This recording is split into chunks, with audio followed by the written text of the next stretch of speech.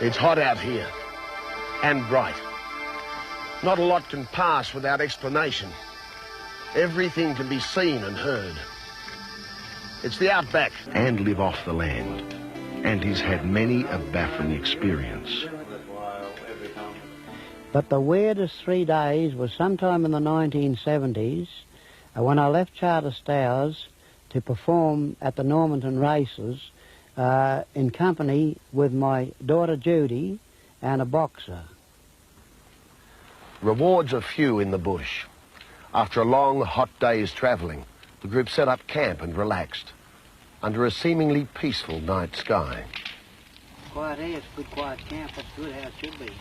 But this night was to be anything but peaceful. When suddenly my daughter Judy screamed in terror, and here was this object hovering about twice treetop level for just an instant, and it took off at high speed, lighting up the whole countryside. It takes a lot to unnerve a bushie. So despite the shock of the unknown, the Dulhunty troop decided the show had to go on. 24 hours later, a new campsite, hundreds of kilometres down the track.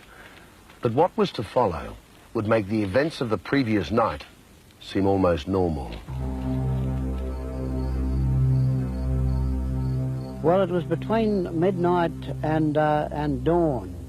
I woke up. I don't know what woke me. It was a freezing cold night, and my head was under the blankets. And the blankets were gradually moving up and down, up and down. I thought, my God, there's somebody here's going to club me over the head with a weapon. And after these blankets had moved up and down several times, I suddenly threw the blankets off and jumped out, ready to defend myself. And there was not a sign, not a sound. The bush was completely still, eerie stillness. No wind that could have been blowing the blankets. I just could never be able to explain what that was. The next morning, Larry decided he was better off keeping that experience to himself. That was until he joined the others and found out that he wasn't the only one who had trouble during the night.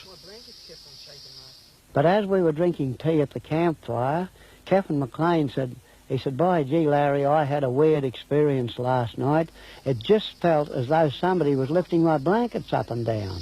Well, you know, it's a funny thing that you should say that, because last night during the night, my blankets kept moving up and down like that, and I was petrified. Larry and young McLean left it there, and the trio set off again, through the lonely Queensland bush. They were headed for another town, another show, and their third encounter with the unknown. This one, the most mysterious of all. What's that, Dad? Falling from the sky, there was thousands of cobwebs. And now don't ask me to estimate the cobwebs in thousands. I couldn't. I'd have to go into millions. That's how many.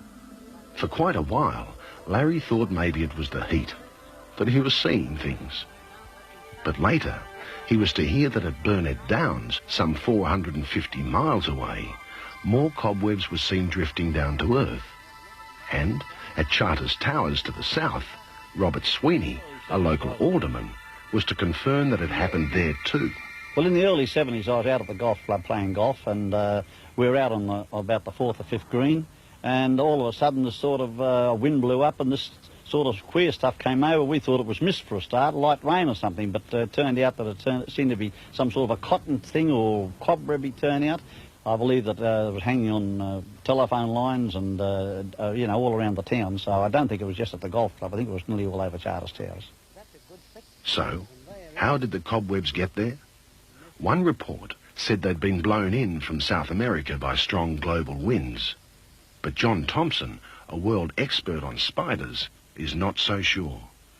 Well, there's certainly nothing unusual about spiders floating through the air on what we call gossamer, which are just little threads of silk. But in such tremendous numbers, to me, is really mind-boggling, and I have no explanation.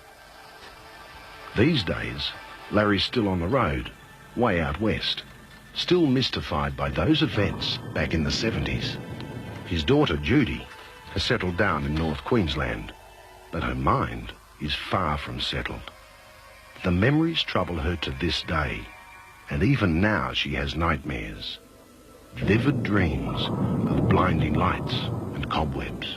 It terrified me to see something like this. I mean, it's just unexplainable to see something like this at quite a young age.